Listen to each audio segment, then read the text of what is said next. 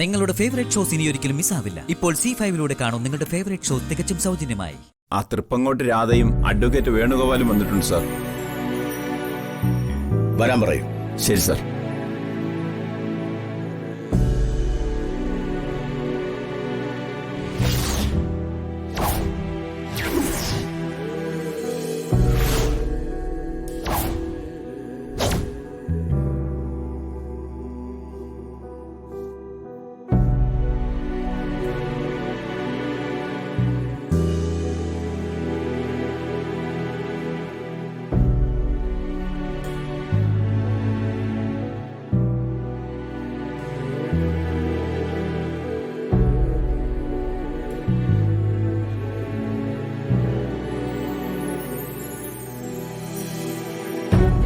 What?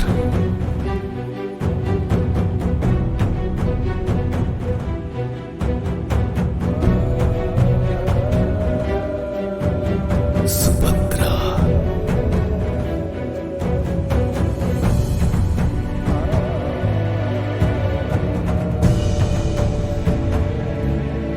നമസ്കാരം, your honour.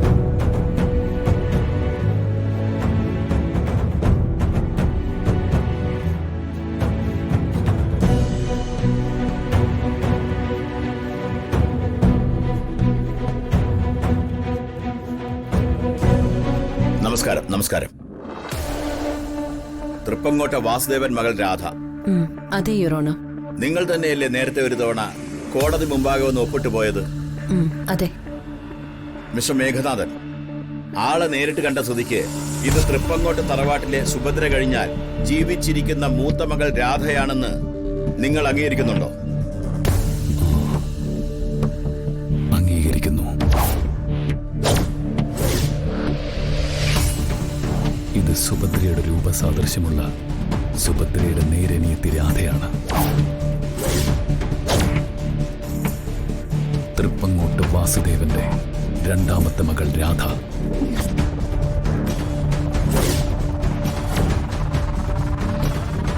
എന്താ വക്കീലെ, നിങ്ങളുടെ കക്ഷിയുടെ സമ്മതം കേട്ടല്ലോ. ഇനി നിങ്ങൾക്ക് എന്തെങ്കിലും പറയാനുണ്ടോ? ഇല്ല, യുവർ ഓണർ. Okay, right.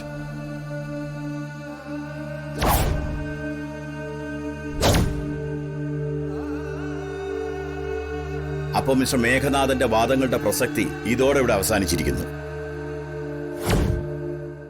തൃപ്പങ്ങോട്ട് വിവാഹത്തിലൂടെ സ്ഥാപിതമായ അവകാശങ്ങളെല്ലാം ഭാര്യയുടെ മരണത്തിലൂടെ നഷ്ടമായി.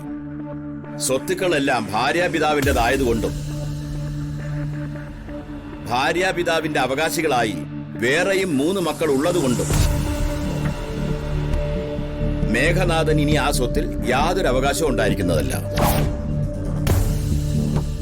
എന്നാൽ മേഘനാഥന് വാസുദേവന്റെ മകളായ സുഭദ്രയിൽ പിറന്ന മകന് സുഭദ്രയ്ക്ക് കിട്ടേണ്ട എല്ലാ അവകാശങ്ങളും ലഭിക്കേണ്ടതാണ്. മേഘനാഥൻ ഇന്ന് കൈവശം വച്ച് അനുഭവിക്കുന്ന വാസുദേവന്റെ എല്ലാ സ്വത്തുവകകളും രാധ, സൗഭാഗ്യ, ദർശന, അച്യുത് എന്നീ 4 അവകാശികൾക്കും കൈമാറി വിവരം കോടതിയെ ബോധ്യപ്പെടുത്തേണ്ടതാണ്. ഇതിന്മേലുള്ള വിശദമായ വിധി നാളെ പുറപ്പെടുവിക്കുന്നതായിരിക്കും.